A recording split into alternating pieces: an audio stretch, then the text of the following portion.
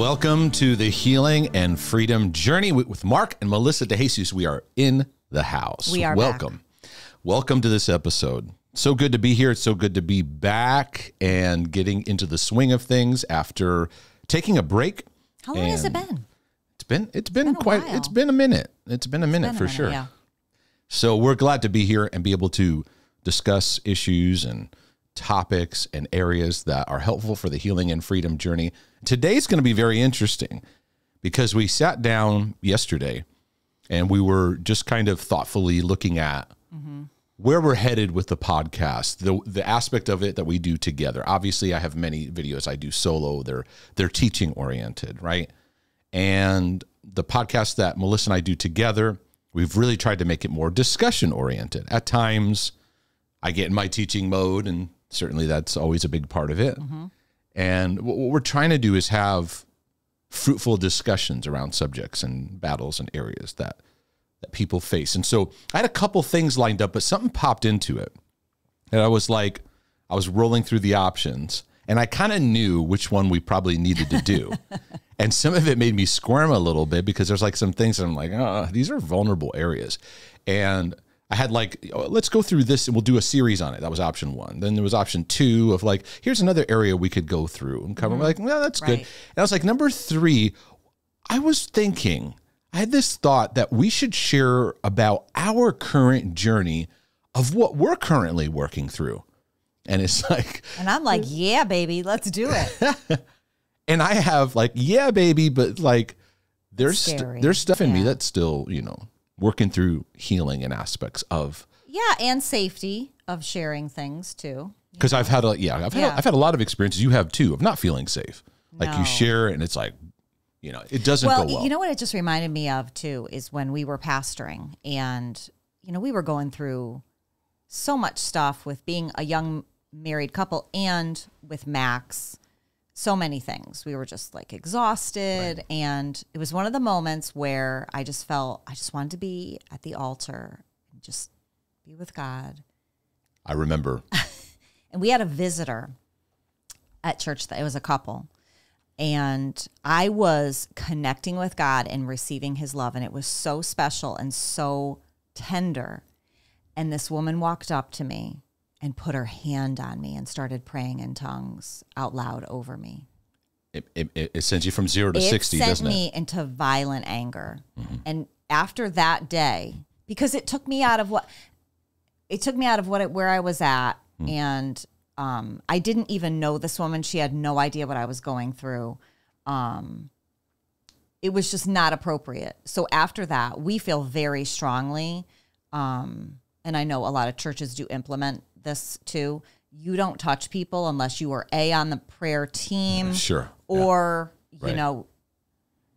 it's got to be. Basically, don't just walk up to somebody. Don't just walk up and touch someone. And start like ministering. Guruing them and ministering to them. When number one, you weren't invited to. And so I say that to say that we do have traumatic moments of being vulnerable.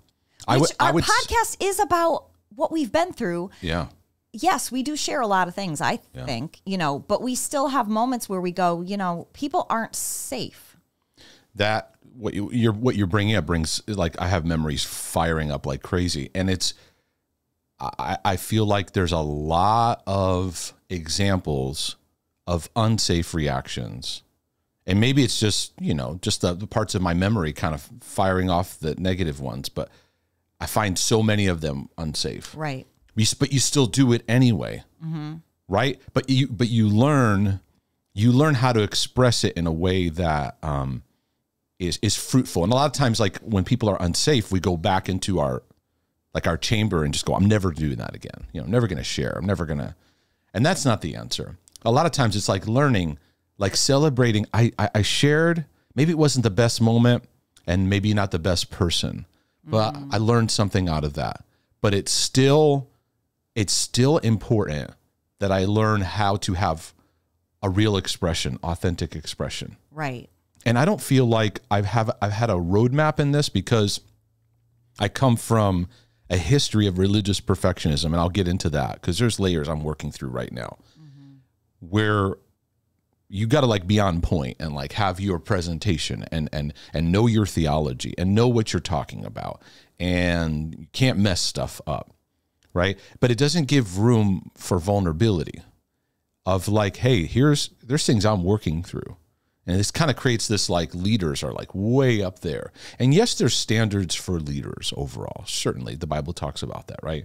But there's an aspect of vulnerability that, like, as I've gone through this journey, I wanted us to be communicating. We're teaching stuff, but we've not arrived, and we're working on our own journey. Mm-hmm. And here's things we're learning along the way. I feel like that's the heart of what I want and what we want our ministry to be. But it's work, because most models of ministry work are polished presentations, right? Correct. And I still want to fight the fight and work through like, yeah, there's aspects where we're sharing, and people in the channel and our subscribers. The interesting thing is the overwhelming majority of people are very safe in their responses. They really are. We've been so blessed. Right? Yeah. When I say thank you to people, people don't really probably understand how grateful we are. There's very loving and kind community. Very much so. You have a lot. Many of you, we appreciate how you posture yourself, because it's like, because I realized along the journey I had a form of what I call ministry PTSD. In fact, I'm going to do talks on that. Oh, that's going to be good. Because it's legit. It's a real thing. Oh, yeah. And and there's aspects of that fire up when I look at the comment section, when I look at my email. Yeah. You know? Of people who are just nasty. Yeah. Yeah. And there's those moments where you go, I'll go to my inbox and go, here it is. This is the one.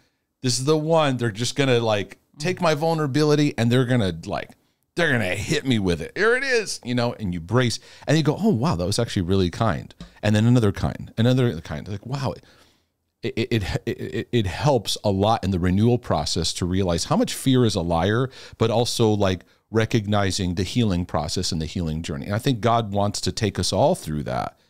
And we've chosen to fully embrace those areas that we're working through. You know, like we teach on mental health, and we're both working through our mental health. Mm-hmm. We teach on emotional health, and we're both working through. And the moment that someone wants to put me like on this pedestal, it's like, okay, I appreciate what you're saying, but I don't want to live in that, and this is my journey too, of like having to be in that role of just having all the perfect answers and all the things. And when I say I'm a brother from another mother, that's not just for the people. It's also a reminder to me. Right. Mark, you're their brother. That's the most powerful thing you can be to anybody. Right. And I'm very frustrated with a lot of how Christians, when they communicate, I can sit down with somebody and it's like they don't let their guard down. Right. And it's like, it's okay, I got it. But then after like 2 or 3 hours, then all of a sudden it all comes out. Mark and I have this effect on people where they're like keeping everything close. Yeah. And then a couple hours in, and we're going to like, you know, dinner's over, it's time to go home or whatever. Everything comes out. Like their guard is down, everything comes out. And it's like, oh yeah, it's time for you to go. Right. Because I'm tired. Because I've had a lot of experiences that weren't safe, and I want to be safe for people. Yeah.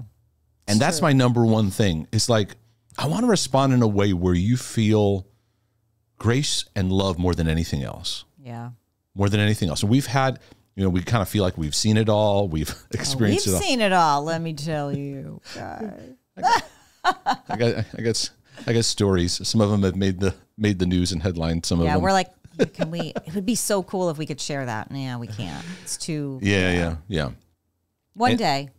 But I thought like, we could pause and actually take an episode and see where it goes. Mm-hmm. Of like what's the Father working on in our heart and our journey now, in our life. Couple things that come to mind. Feel free to jump in and take it wherever you want to go. But I when we moved from Connecticut to North Carolina. Hallelujah. Hallelujah. There was a lot surrounding even us getting out of there, you know, and the move was intense. And something that I observed about a year into moving here was Connecticut is where we were both born and raised. I know, you were in West Virginia for a minute, but it was mostly Connecticut. And I lived Connecticut all my life. And when we got out of there maybe about a year and maybe about 9 months into being down here, I realized that there had been so much that we had been through, and there was like a lot of clouds of stuff going on, church drama and things I was involved in helping, then I had to move on from it. There's all these things, right? That drama didn't allow the space needed to actually heal through some further stuff that you and I needed to work through in our life and our journey. And we felt like moving down here, there was like just space to go, okay, this is a time, like a very sovereign time of allowing some healing in some areas. Not that we weren't open to it, but with all that was going on, it didn't give that space. Right. And we welcomed it. Right. And I think that we've been a few years into that.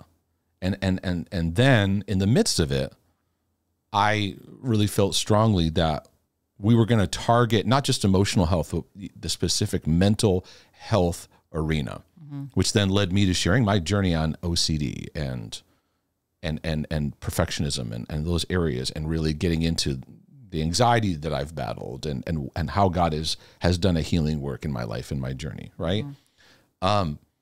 So that leads us to now and where we're at.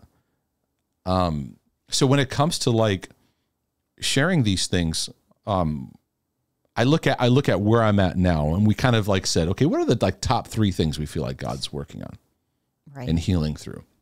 I'm like, just 3. I'm kidding. There's like 15 of them, you know?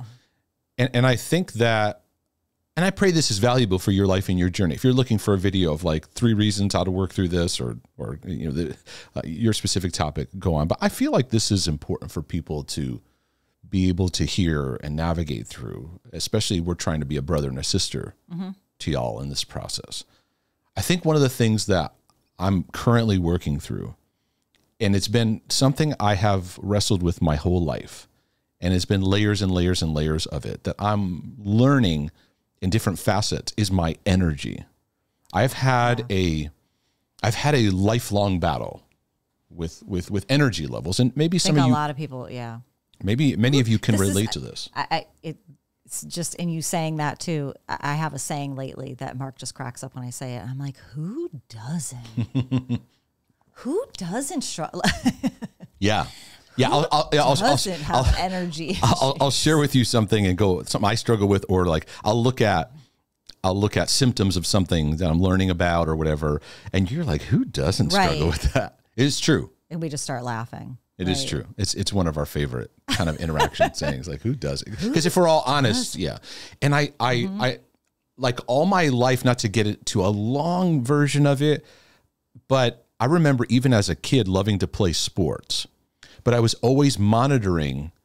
I got tired so easily, like my energy would run out. And there's so many things I've learned over the years of like my diet was terrible, and you know, so you know, I didn't realize what carbs were doing to me and causing like. Meanwhile, too, you were probably so depressed as a kid. Yeah, when I think back to playing soccer as a kid, I just became the girl that passed out orange slices because I had no energy to even down the field. And I'm like, I think it's depression too. I was probably depressed as a kid. You think me or yourself? I think you were depressed. Don't you think you had some depression? That's what I'm saying. Well, I feel like as a kid. Yeah, okay, nutrition too, but you probably had some depression issues. Well, as a kid, I do remember lots of moments of like very low, dark kind of states. Yeah. Yeah. Yeah, and you take that requires a who doesn't. No, so I'm kidding. That takes like you take those emotions. See, when you bring up my childhood, I don't have any memory of a thought that says I can share that I'm feeling this. I have zero ever referencing a moment. So it's understandable that you have all these feelings going through and you just go, oh, I got to run from that as quick as I can. Like that dark. So I think there's like a combination of anxiety and depression and pressure that I probably had like a lot of like fight or flight going on. You know, right. my immune system's, you know, working overtime. And then I had like allergy issues, all this stuff. So I was just always exhausted as a kid. And, you know, like that, you know how people say like, kids have so much energy. And I look back at my child and I'm like, I don't know, maybe I was, but I felt like I was just always tired. Well, don't you feel like your energy went into performance as you got moved, especially into teen years? Because you were, I don't know if you want to share, we were talking about a story you were telling Abby about doing school stuff. Yeah. Well, that. Like the pressure on you in school. Yeah. We were talking about theater work and public speaking. And I was telling Abby about my like public speech classes that I took and how intense they were and what I had to do. In high school. I was getting anxiety from just you saying it. I would feel like, I'm going into a coma now. I can't do this. Yeah. I stressed out just having to get like a poster board at the dollar store and stick some cutouts of magazines on them. And you had to memorize. Like, I'm out. No way. Mm-mm. Yeah. Yeah. I think if I went back and visited my speech teacher, she'd probably be like, yeah, I was probably too hard on you, on all of you, you know, but it was like, I remember very clearly, like one of the first days, she was like, okay, you're doing this topic. You got a couple minutes to come up with a 5-minute speech on that. Ready and go. No. And mine. I was stressed by you telling this story. No, I'm not kidding. So I got up there and I took the podium and what happens is this exercise brings out your nervous tendencies. So everybody has nervous tendencies when they talk. Some people do or they rock back and forth, or they stand, or they laugh, or they stare at the ground. Yes, right, right. So for me, I grabbed the podium and was rocking it, like as I was talking. I was just kind of leaning back and forth, leaning back and forth, and after I got done, she got up. This is awful. This is trauma, and this is awful, okay? She got up, and she grabs the podium. She goes, hey, let's do the mark. And she's rocking. That was my introduction into like public speaking at a whole new level. And I mean, being mocked by your teacher. I had done that in... How old were you? Like 14? 15? How old were you? I think I was, no, at that time I was 17. Oh, okay. It was a little bit older. Yeah. I had done some, like I gave my first sermon when I was like 15 years old. But still. And so, yeah, it's looking back, I was like, where was everybody? Like, you're just in this tunnel of like, so anyway, I'm sitting there telling Abby and you're in the background listening. Yes. And as I'm sharing this, I'm like, oh my goodness. Because as I see Abby and see what she struggles through, or what she's working through, or what we're teaching her and we're building in her, I'm like, I would never think like that's helpful. Well, here's the thing. I know you told me that story like a long time ago, and so with everything that we're working on in our life, it hit me like I'm so much more sensitive now to stuff that we went through as children. Like I'm more sensitive in where I'm placing it all. So as you're telling the story again. Mm-hmm. It's hitting me how traumatic that is. Yeah. And that was just one of many. Like I told, we had to do a children's story that we had to present, and it would be like a 20-minute children's story that you'd have to have completely memorized, and you had to present it to a lower elementary school class. And so, you had to do this, what they call the dramatic V, which is like when you talk, you face a certain direction, you make a voice, character, right? And that's one character. Over here, it's another character. And you may have a bunch of them, but you have to go back to that spot. And I remember going, I have no idea how I'm going to memorize this. Like, and you were like, did you talk to your parents about it? I was like, wait, where were your parents? Because I was like, no, I did this all alone in like a tunnel of like trying to figure it out. And so, I remember I did Chicken Little, and what I did was I recorded myself doing it, And I'd have to do like all the voices, like the sky is falling, you know, over here, and like, oh, and then Chicken Little. Then the narrator was like, I think in the middle, and then Chicken Little went, you know, all this stuff. I am dead right now. That is not even a coma. Nope. I don't have energy for that. I did not. Here's the two sides of what makes the healing journey challenging. So you look at that and you go, yeah, that's not healthy for you, Mark. That's a lot of pressure. And you were doing it like all alone. And it wasn't like, right? But the results were, Mark, great job. Right. And it was like, oh, that's where I get attention and love. Right. It's that intensity that you put into right. So that intensity grew over time. And so going back to the energy thing, it's been like this whole journey of like realizing how much like energy gets like robbed from me through anxiousness, through unhealed trauma or neglect and stuff like that. And the absence of unconditional love, not feeling that conditional love, and then being in the church environment, and many of you relate to this. It's just kind of like do, serve, you know, like read and pray read your Bible and pray. And just do it. Right. Just do it. That's never like I teach our kids how to pray. Like even like here's a sentence you can try, or here's like right. And it's like, wow, I never like had that. So then I get into this heart healing work, and you're dealing with people all the time. And at first, when I used to do session work with people, I said yes to everybody. You did. Well, that was also, if we go way back to our house, we said yes to everybody in our house with a baby. Right. Right.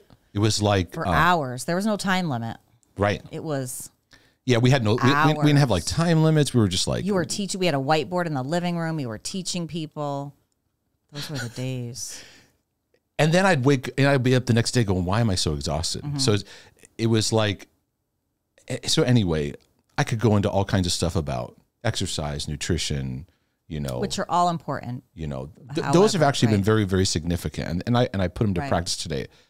But it's learning when you have, like to this day, of learning like what adds energy to me, what takes energy.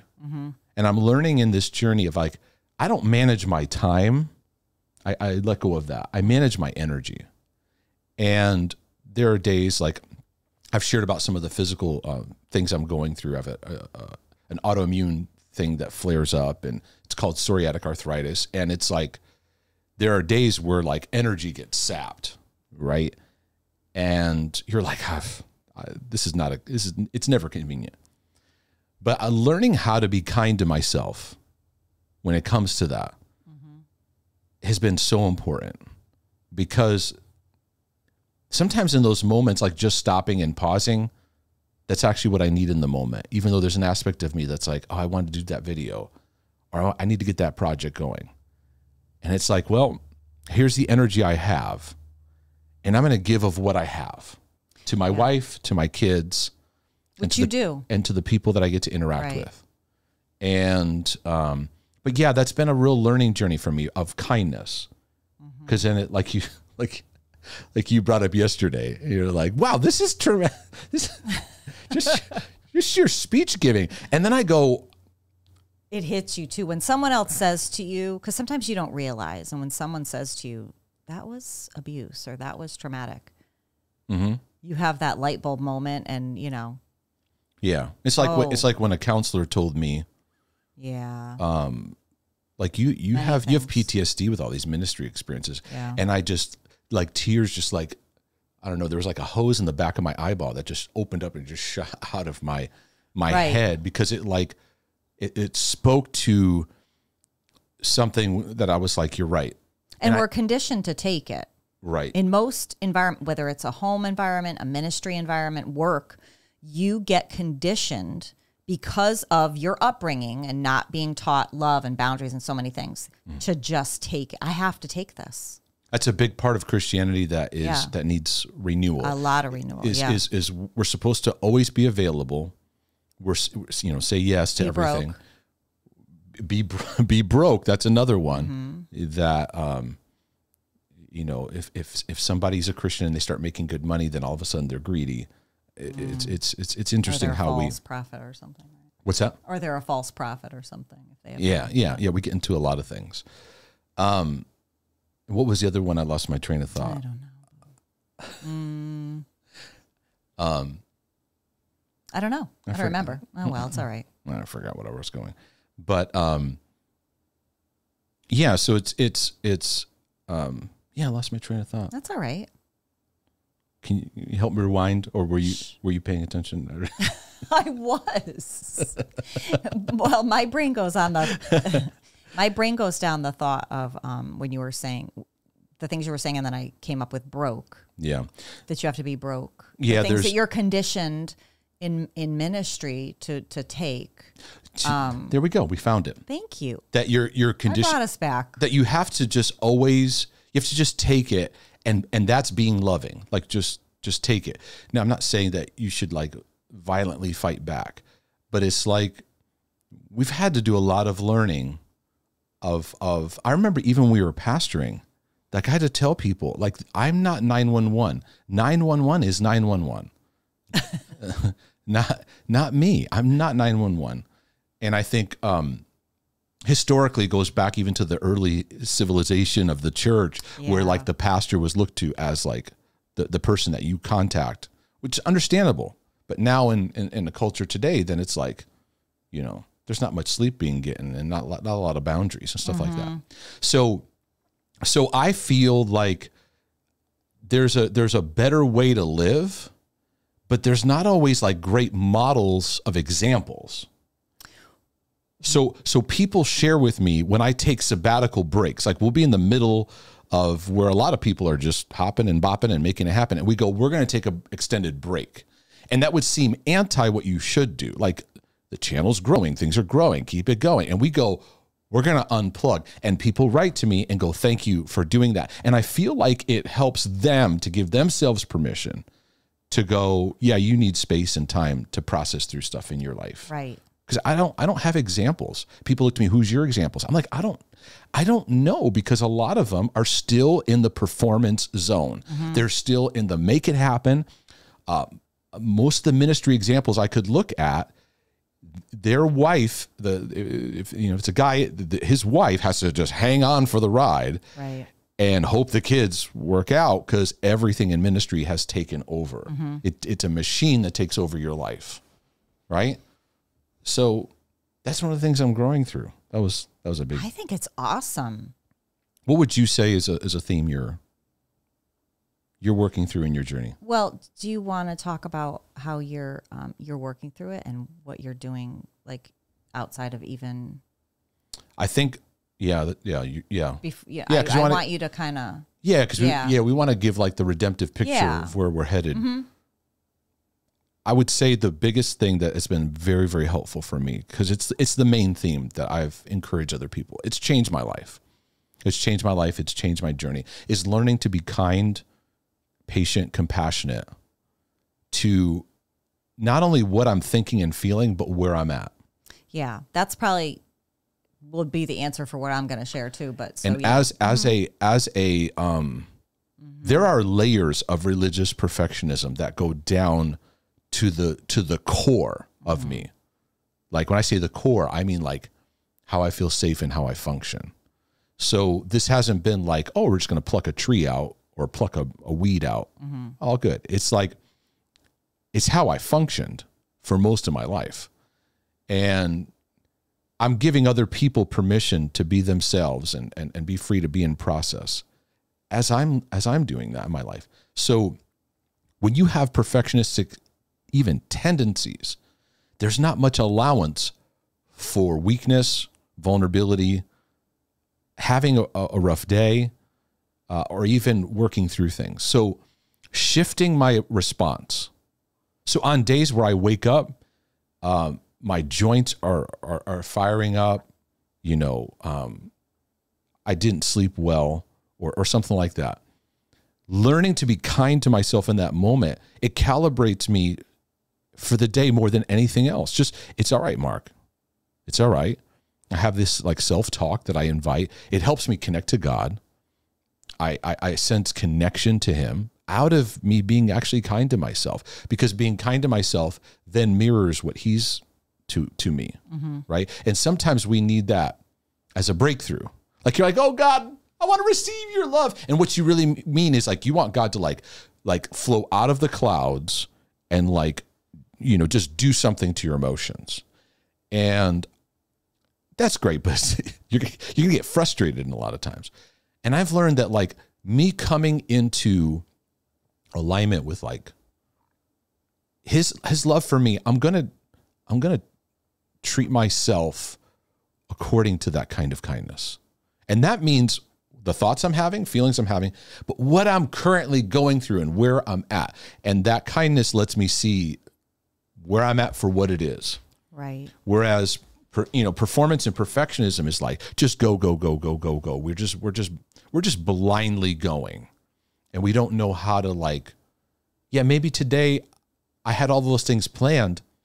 Maybe today that's just not going to happen. And here's the one thing I am going to focus in on. Mm-hmm. And it's so much better. Right. So like today, my energy's all right today. But like today, it's like, okay, I have this time with you and I've got a bunch of one-on-ones today. And I'm going to afterwards sit with you all. We'll have dinner tonight. Like that's where my energy is. Right. I may not get to emails. I've got parts of the book that are still hanging that I got to work through. Today, I'm probably not going to get to that. Right. That's very different from me 10 years ago. So it's the posture of love that then shifts. It's like nurturing those places in my heart that were not, loved. You know what, too, as you were talking just now, it made me think about how you've gotten to where you are even able to look at the smaller things. And they're not small in of, okay, what do I have the energy for today? They're not small, but they're smaller things in comparison to other things that we've gone through. Like, okay, because people ask us, well, how do you get to that? How do you get to that? And so I was kind of doing a little inventory of our journey since you've been able to do that. Mm-hmm. And there were, I would say, drastic steps that you were willing to take to stop that machine too. Yeah. Two things come to mind.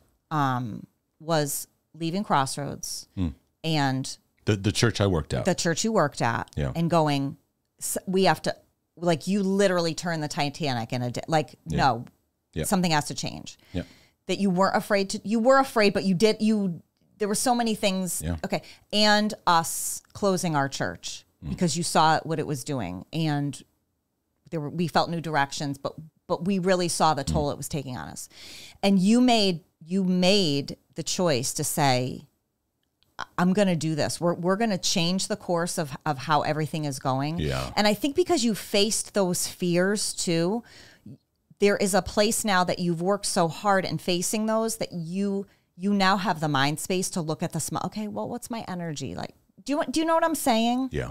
I hope I articulated that, because I do want to give honor to our journey and what you have taken it makes me want to cry, because what you have taken a stand for in your own life of mental health and heart healing over not just yourself, but over our family, that then has enabled us to even look at those smaller things throughout the day too. Do you know what I mean? I hope I articulated that properly. Do I know what you mean? Yeah, I could start bawling. There's three really divine moments of decision. I could say more than that, because I could say us getting married. Those are the two things that jumped out to me about, yeah. But like when we left the church I was working at, and then when we decided to actually end our pastoring and actually close the church, like it was a big decision. And then leaving, Connecticut and making that move, they were all birthed out of love. Right. They were birthed out of love. Like the first decision to leave the church was like the church I was working at, Crossroads, you mentioned, was in order to keep walking this healing journey, I need to reset and carve a new path. And there is something I want to emphasize. I don't see being emphasized. Right. Right.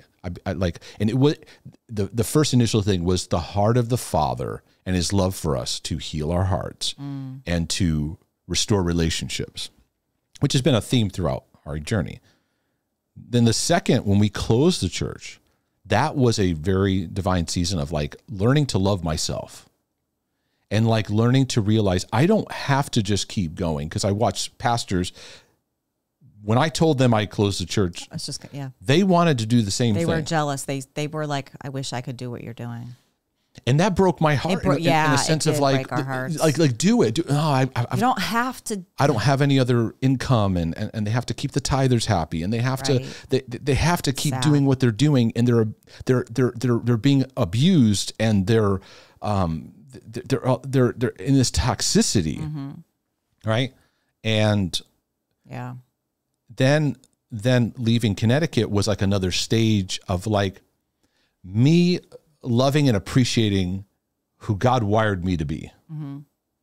And like realizing I did the pastor role. You know, there's kind of like a couple options in ministry. You know, you're a missionary, you're a pastor. That's about it, right? Ministry. Well, right? Evangelists are pretty big now. Well, are they? I don't even know anymore. You know, yeah, right. And so I realized I've done it. I've worn the suit and tie. I've done it. I have a lot of experience in it, and it's all used for what I do today and helping, you know, people, a lot of people involved in ministry. But I was able to appreciate how God wired me that no, I'm called to something, but it ain't that. Because a lot of times we go, and you did it well. That's the thing. I feel called to ministry, so it's got to be this, you know. And that's where perfectionism has been a journey for me, because you get applause, you know, that hits that. There's a lot of preachers I watch that they need the audience to clap and respond, or they get irritated. They're have it set up. their 12-year-old self, if I could say it that way, is screaming out. You know what I mean? It's like for approval, right? We have this stuff that that fires up in those moments, and so I guess the decision I've made is that, you know, all those insecurities and things that everybody battles with, I was like, I'm not gonna like encourage people to just hide that stuff. Let's just deal with it. And who cares how big the church gets? And who cares whether you're well known or whether people, you get branded and you're the next big, who cares? Right. I was like, let's light unimpressive. Let's light a match to all that. All of it. You know, and that sounds extreme. And that's fine. But that's kind of where I was. Like, let's light a match to that, because what does it profit anything if we're able to gain all those things, but we lose our marriage, our family, our relationship with our children. Yeah. Like, your kids have never had lunch dates with you or hung out with you, and just, you know, you share and connect and look them in the eye. What is it? What is it all for then? Yeah. So when you make this shift, and it comes with, it does come with a price that we've experienced of like, we're not masters to the machine, and the machine being performance, growth, presentation. But meanwhile, a lot of those things still want to follow me in my own growth. Right. You know, that even when we're doing our broadcasts and things like that, where, you know, you worry about, you know, the trolls and how you come across and all those things. That'll get into a whole nother section. That's a whole other hour.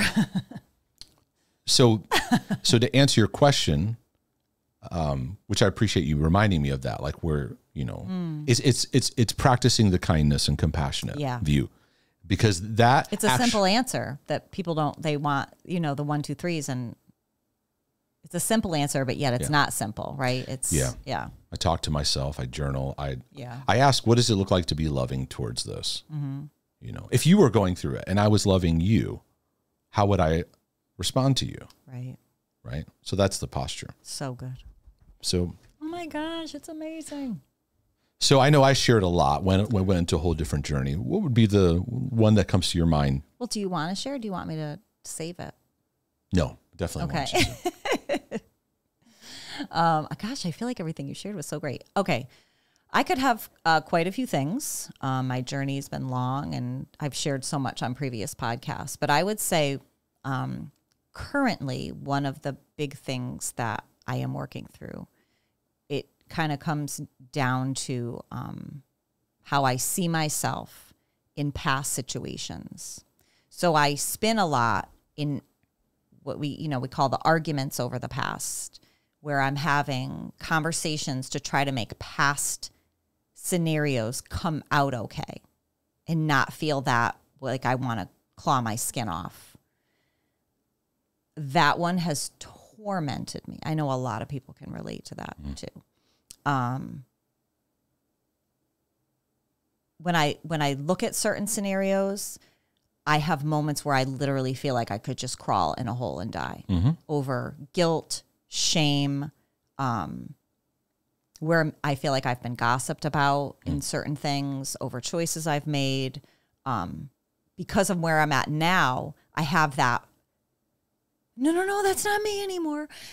I wish I had handled that properly. Or I have one scenario, I'll share the scenario, that I still have not worked out. I have a lot of them that I have, and we'll get to that. But I have a scenario of, in years past, there was a man that I dated, and he was a nice guy. He fit you should marry someone like him. Right. I didn't love him, and I didn't really like him, but I kept because I had made bad choices in the past. I thought, no, Missy, because you don't make right choices. You need to like this guy. You need to make this work. Well, I didn't really. So my eye would wander, and but meanwhile, we were friends with these groups of friends, and I would say half of the husbands were cheating on their wives, and it would make me crazy because I didn't want a marriage like that. Okay, so I had all these things that would swirl and swirl. And I love to talk about things, so I would overshare and overtalk, and they didn't like that. You don't rock the boat in these worlds, okay? You don't talk about what's really going on in these kind of worlds, okay? So I did, and the wives didn't like that kind of stuff. Well, there was an incident that happened, and I kind of made myself look like a jerk because it kind of showed itself that I didn't really like the guy that I was with, and I kept toggling back and forth and really playing with his emotions. So I made a slight fool of myself and kind of broke up with him, backed out of the situation, just got out of the situation. Well, there was one of the wives in the group who I really respected. I really, really respected her and liked her, and I had a lovely friendship. Well, after this, I'd kind of hurt his feelings and backed away from all the friends. It ached my heart over her and how she thought of me, and it crushed me. It still crushes me to this day. Well, you and I get married, years go by, and we're going to move here. And I decide I'm going to look her up. She's one of the people I would like to say goodbye to in Connecticut. Yeah. So her and I met, twice out. And each time my rejection flared so bad, sitting across from her and over talking and sharing what I've been like. She was lovely and she was kind. But I go over each moment that I met with her, that it didn't come out the way I wanted it. Yeah. I don't know if she saw who I really am now. Like the scenario that plays over me, when I say it torments me, and I have a couple scenarios like that in life in general, but that's a major one that sticks for me, of how I want this girl's approval. And then I toggle in and out. What does it matter? You're not, your lives are completely different. Why do you care so much what she thinks of you? It makes a lot of sense. Torments me. It makes a lot of sense though, because you've had so much change in your life. Like dramatic and dramatic stuff. And I, as your husband, want to even add to the level that you see yourself growing in, because you've grown like tremendous. Even in the past few years we've moved here, I feel like we've always had a great marriage, but I feel like it's never been better. I see so much growth in you. Like, and I see like you in the midst, as I am too. We're like both in the midst of like the furnace where like the heat is like the stuff's rising up, and we're just letting God's love have a work, right? But it's understandable, because when you have that change, it's like in my life, there's people I'll run into from the past, and they'll hold me to that, that professional Pastor Mark kind of guy. Right. I'm like, right. I'm not, there's new things in my life. Right. But it's like, there's also been in you too, where you've always been this like truth seeker, in the sense of like, I don't. Truth and justice. Right. Yeah. Cause a lot of people live in a form of like psychosis. Yeah. And what I mean by that is like their life has abused them into an altered like reality. Right. You know what I mean? I know psychosis is a strong word. Like, you know what I mean? Where they just were like, don't rock the boat, hide as much as possible. Mm-hmm. And that was something interesting when I met you. It's like, you've always been that like, no, this is not, we're not into the hiding thing. Right. Which is why I have a very, very, very hard time when I look at Instagram and I see these influencers, how much stuff that gets put out about their life, and how people get very, very jealous of what they think they see, and all these people on vacations together. Because this is what, if I was to look back at my head, this is what this group of people looked like. They would all vacation together and have fun. They were the group you wanted to be part of. And we have that now on Instagram, where we look and we go, oh, there's like 5 families on vacation together, and the husbands all get along and the wives all get along, and it is never what you think it is. Right. I'm sorry, it's not. It is not. It's a big reason why, like, I have an incognito Instagram account just for DIY stuff and things like that, and really looking at for autism groups, just things that I can. If you try to friend me, you won't find me. I don't want to be even in the world of the phoniness of it. Okay. Yeah, that triggers a big thing for me too. I relate to that a lot, because like I've actually worked with people in settings, and then gone on social media, and like their next post, it's like how amazing their life is. Like, wait a second, we just talked about your marriage falling apart, or this thing, like this, and they're posting like they're the perfect couple, and you're whoa. So created this like real dissonance in me of like, no, and not that you have to post our marriage is terrible. Correct, but don't post it all. Just don't post it all. Maybe just post the dog. Just post your dog.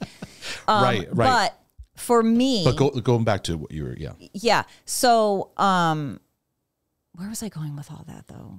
Well, you were kindly pointing out that I like justice and I like truth, which sometimes gets me in trouble. I'll be honest, it gets me in trouble.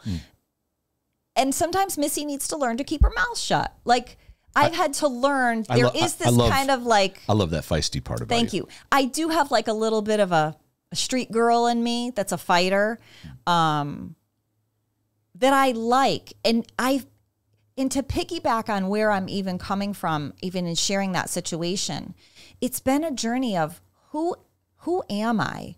Because I was never really mentored. I shouldn't say really. I wasn't mentored in that at all. Even, I watch you.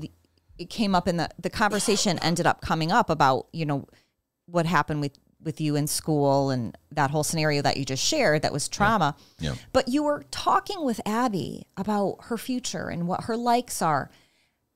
And I'm listening to that and I'm like, I have no idea what that's like. None. I have no memory, recollection. I have 2 things I was told I wasn't allowed to do. I wanted to go into the Air Force when I was graduating high school. They came to the house because I was like ready to go. And my dad was like, nope, you're not doing it. which I wish I had because I needed the structure. I needed structure in my life. And then when I wanted to be a police officer, and I was dating a police officer, and he was like, "It will destroy you." No, he was right to say that. Yeah. However, especially having a sensitive heart that you have. Yes, I would have murdered somebody who touched a child or a dog. Okay. Anyway, right. But so I have these generic things. I don't have any reference to mentoring at all. So that's been the struggle too. And when I connect to people and I'm going to do air quotes of be myself, who is the myself?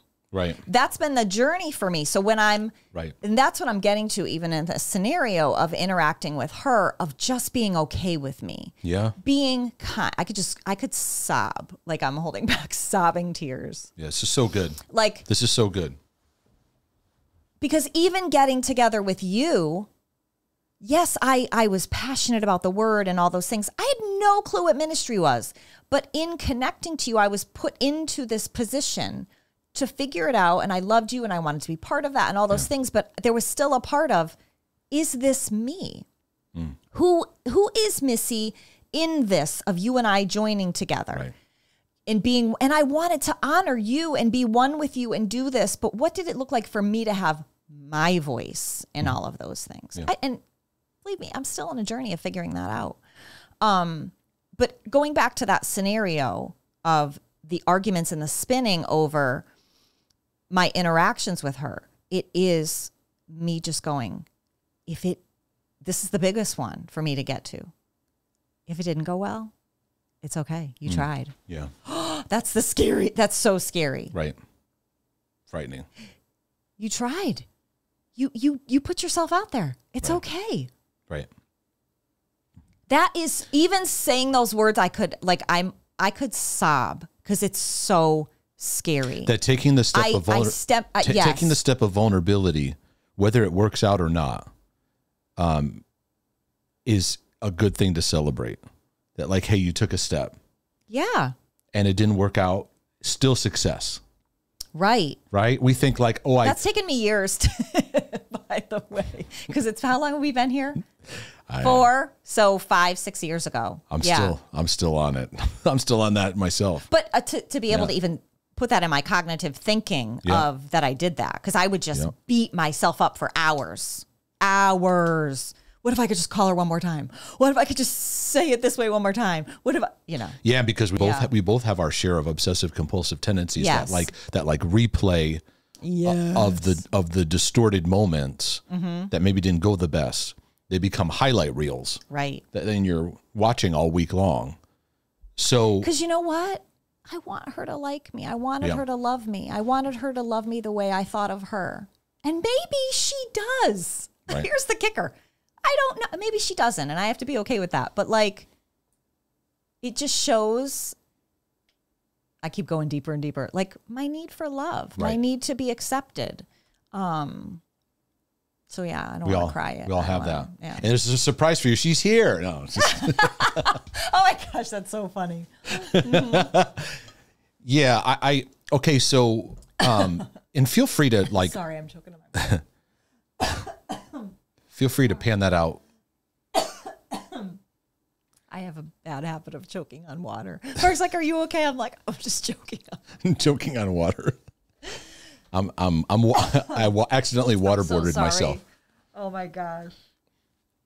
So, I think like as I'm listening to you share that, first of all, I think not only do I relate to that, I think a lot of other people relate to that. All right, I'm good. Okay. Sorry. I'm back. Relate to that feeling because we look at like, I want this person to like me. We judge it harshly. You need to just let God love you and only what he says matters. That's true, but it's out of context in the sense of like, it's leaving somebody very judged and condemned with no like pathway. And the thing is that we're teaching people like, just let what God thinks. But the problem is the Bible talks so much about how to do relationships. Well, that's where the imprint comes from. Right, love. right. But I'm saying like we're creating a lot of confusion for people by telling them just care what God thinks. Right. It's like, if you really follow that and live what that looks like. Sorry, moving in a little. It almost makes part of you like kind of sociopathic, where right. You know what I mean? Somebody says something, I don't care what you think. Right. I don't care what you think. I don't care what you think. You know, right. I don't care. So no, we care, but we're letting God heal us. Yeah. We're seeing this. Like, I really care a lot, and it's working against my journey, and I see it and I notice it. And I want to let God in his love walk me through, and it's going to take time, and it's not just going to fix it overnight and learn. But how has it been helpful for you, like processing through that in this journey? Like what's been the kind of your focal point in the healing process? Okay, well, I'm not going to get into what my second thing was, but it does piggyback into this, is understanding what I wasn't given as a child and understanding more of myself. In understanding more of what I wasn't given, how I wasn't equipped, it's okay. Be kind. Going back to the sentiment of be kind to yourself, having grace over that stuff. And a lot of the times, honestly, it's simply you did the best you could in the moment. Right. I wish I had these beautiful, flowery things to say to people, but sometimes it's just very simplistic. You did the best that you could in the moment, and it's okay. That is beautiful. That is beautiful, you know? You say, I wish I had beautiful flower, but that is beautiful, because that love is beautiful. Yeah. And there's so many things packed into what you're saying, because like from a recovery standpoint, they talk about reparenting. Right. You're reparenting yourself. Basically, right. Which is what everybody needs to do in healing process. You're recognizing past patterns and allowing those areas to be relearned. It's reparenting. And a lot of that comes out of how you talk to yourself. You're also like, when it comes to like trauma or these moments that cause us to spin, I've investigated, experienced, looked into a lot of the different like modalities, psychological, even Christian ones, or whatever. Mm-hmm. It doesn't, no matter what experience you use to try to work through memories or whatever, right? It doesn't shortcut the reality that we have to learn how to practice letting those things flow through us, and we learn a different response. So good. Right? Yes. Like it's whether we want to call it trauma, a lot of it's trauma, right? And we're like, I need a session so I can fix this trauma. Like, yeah, it'll help. But what you really need is tools in life. Mm-hmm. Somebody's like, I need exposure therapy. And it's like, you probably do. Yeah. But you need to know how to practice that in life because compulsives, the memory comes up. And for us, we relate to this. The memory comes up and we go into a compulsion. Mm-hmm. The compulsion could be ruminating, spinning, replaying it. I go into like, I'm in the scenario and I'm fixing it. Right. I'm fixing. Right. It feels so strange going into it, but it's like, that's where it'll pull me, like fixing this thing. And then I realize I can't. So then I get more frustrated. Right. I've gone to trying to fix it and literally out loud saying, stop it right now. Like to my brain. You had to like do an intervention with yourself. Yeah. Yeah, because it was so tormenting. And so compulsives don't let themselves actually feel that pain. Mm. And other people can go into like, just further shame or just, get it off of me kind of thing, make it go away. And what you're sharing is like, oh, there it is again. Mm-hmm. We're learning to no longer be afraid of it. Right. Yep. No longer judging it. I'm going to embrace that 100%. with gracious compassion. When you start to do that, and just even a little bit, you actually start to get a picture of how Christ and our Father sees you. 100%. So good. We haven't scratched the surface until we have that kind of encounter where we're like, oh, there's that thing where I sounded stupid and said that stupid thing, and it comes up again, and I sound like an idiot, and everyone thinks I have and maybe we'll do that in the next episode. I have my share of those moments that have nearly debilitated me emotionally, where whether it was in conversation, whether it was in a message I gave, or even podcast episodes we've done, where like that inner critic would come up to the flaws and weaknesses of who I am, and attack it with like intensity. And like I've learned, love isn't just a thing that you kind of like have over here. It's everything. Without love and grace, we can't see our life the way we need to see it. So I feel like what you're sharing is like an in moment right now process we're both practicing in our life. And that's why we emphasize it so much with people, because it works. Right. It works in the sense of like, it tunes you to love in such a real way of like, and eventually the memory, because memories can do a lot of things for us. Like in those interactions where you were looking back at that time, you can see things. You can see your need that you had that wasn't fulfilled. You see your need you grew up with that wasn't fulfilled, that you brought to that moment. You see someone you're dating, all those factors and things that going on, right? You see you changing, but then you, because like in love, we can learn. We can't learn out of love. Right? Or you can't learn in just condemning yourself over all of it. That's a strong statement. Yeah. But we don't learn outside of love is where we learn. Because when you're disconnected to love, you're panicking. Right. I got to get rid of this. I got to fix it. Right. When you're loved, it's like, oh, I can see it. Oh, yeah, maybe I didn't, like, I'll look back, maybe I was rushing myself. I was saying too much. I was trying too hard. Well, you don't have to try so hard. And I learn, you know what I mean? Well, this goes back to where it should have been instilled as a child. When you got in trouble, your parents called you over. I see it in our kids. They'll, I'll say, Abby, am I in trouble? No. And just even my response, if I have to share something or correct her in something, they receive it in knowing they're loved, they're safe. The mind is able to be clear and receive what you're saying. Yep. For most of us, 99.9% of people, that wasn't set properly. Right. So you learn. Not at all. And most of us have just learned, well, I don't even say learn, in condemnation, in fear, and, we didn't have a loving, excuse me. Hold on, babe. I'll mute your mic. Go ahead. Cough out the water. I don't know what just happened. You all right? Do you need some water?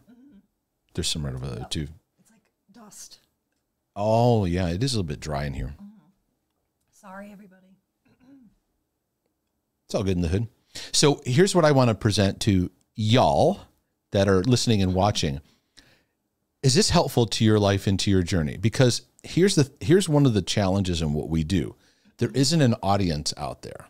So sometimes, my history in ministry work, I would talk and I'm used to having an audience, and you kind of like, okay, I think this is blessing people. It's helping them. Or you have conversations afterwards and you just kind of like get a sense of like, what you said there. So in what we do, we rely on our interactions via email or in comment section. Let us know if this has been meaningful for your journey and helpful. Because if it has, I think we should do part 2 of this. I do too. I'm so sorry. Some like piece of dust hit my throat. When you get the studio dusted. I know. Sorry, everybody. No, it's okay. We'll wrap this up anyways, because I feel like... Which is where I was going, of being wrapped up in loving kindness. That's right. I think everybody got the point. So take this, marinate on it, and see how this applies to your life. But write to me, Mark at markdejesus.com. Send me a quick note if it's been a blessing. You can just even say, please do a part 2. And we'll take that in mind, because if this is being a help to your life and to your journey, if it's redemptive, if it's helping to see that what we're going through are things that you're going through as well too. We're all going through stuff. So if it's been a blessing to your life and your journey, go to markdejesus.com, click on the donate button, and that will help support this work. There's plenty of topics you can look at, books, courses, resources, all kind of stuff for your life and your journey. You know what's interesting? I'm going to say this before I leave. Go ahead. My energy feels uplifted. This is a great conversation with you. Babe. I don't feel drained. I don't feel like, I know, me neither. You know? I don't either. It was excellent. I hope everybody got blessed. Let's go have some lunch. So, anyway, take advantage of this. If you want to jump into the heart healing journey, join us because we want to empower your life. We want to support what God is doing in your life. This is a real deal where the rubber meets the road, and we look forward to future episodes and just being a blessing to your life and your journey. See y'all next time. In the meantime, we're out.